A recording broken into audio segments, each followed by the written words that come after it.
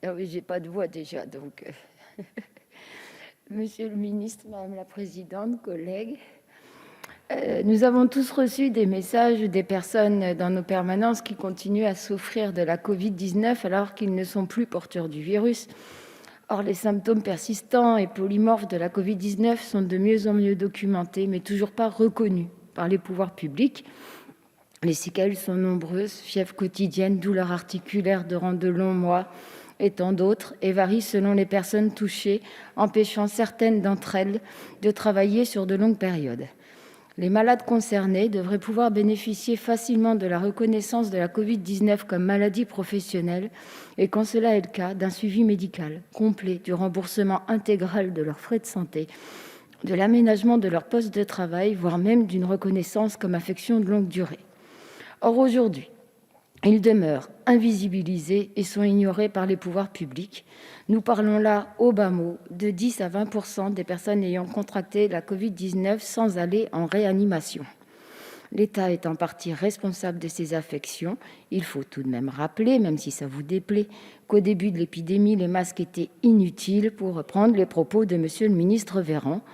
L'OMS a lancé le 30 octobre dernier une alerte mondiale. Il est impératif que les gouvernements reconnaissent les effets, c'est pas le Covid, je vous rassure, les effets à long terme de la Covid-19 et garantissent un accès aux services de santé à tous ces malades. Cela englobe les soins de santé primaires et, si nécessaire, des soins spécialisés et une réadaptation. Cela suppose la mise en place d'une stratégie globale de suivi et de prise en charge des Covid longs: protocole sanitaire, coordination des soins sur tout le territoire, programme de recherche, campagne de prévention. Je rappelle que le décret du ministre de la Santé, Olivier Véran, permettant à certains soignants de bénéficier de la reconnaissance de la Covid-19 comme maladie professionnelle demeure réservé aux soignants et uniquement à ceux qui ont été mis sous oxygène. Le ministre oublie ainsi toutes les autres malades, toutes les autres professions, tous les premiers de corvée et tous les soignants tombés malades qui ont développé d'autres formes de maladies, parfois très douloureuses et sur de longues durées. Je pense par exemple au cas de Mélanie Serpagui, cette aide-soignante d'Ajaccio, atteinte de la Covid-19 en mars dernier, dont certains symptômes ont persisté au fil des semaines et des mois: douleurs musculaires, fièvre, grosse fatigue. Aujourd'hui encore, elle et il sont nombreux dans son cas, forcés de s'arrêter de travailler et non reconnus comme victimes d'une maladie professionnelle. C'est une carence grave de la puissance publique qu'il nous faut réparer. Il en va de la santé, de la dignité de nos soignants, mais également de l'attractivité des métiers de soignants, sujet ô combien précieux à mes yeux, comme vous le savez. À défaut d'une révision du décret pris par le ministre du 14 septembre, cette proposition de résolution, qui n'est qu'une proposition de résolution, comme l'a expliqué mon collègue Juanico, pourrait répondre en partie à leur situation, ainsi qu'à celle de nombreux autres travailleurs ou personnes atteintes d'un Covid long. Notre groupe parlementaire a déjà demandé à plusieurs reprises à ce que l'errance médicale des malades au long cours de la Covid-19 cesse.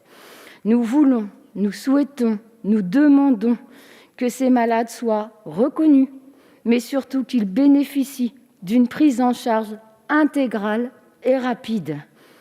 La proposition de loi, qui elle est une proposition de loi, c'est autre chose qu'une proposition de résolution, de Régis Juanico et Christian Hutin, qui sera présentée demain, propose tout ceci.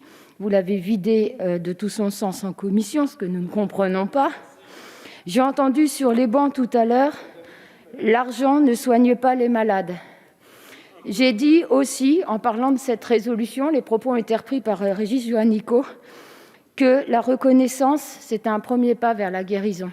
Le second pas vers la guérison, c'est le moral, le bon moral.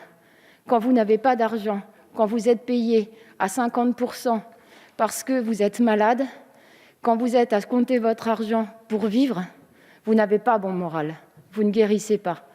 On dit souvent, l'argent ne fait pas bonheur, mais il y contribue. Donc, quand j'entends que l'argent ne soigne pas les malades, j'ai envie de vous répondre, il y contribue peut-être quand même un peu. Cette proposition de reconnaissance est un premier pas, un très petit pas. Mais évidemment, nous voterons pour ce tout petit pas, mais nous sommes vraiment pressés de voter pour le grand pas proposé demain dans la niche PS. Merci beaucoup.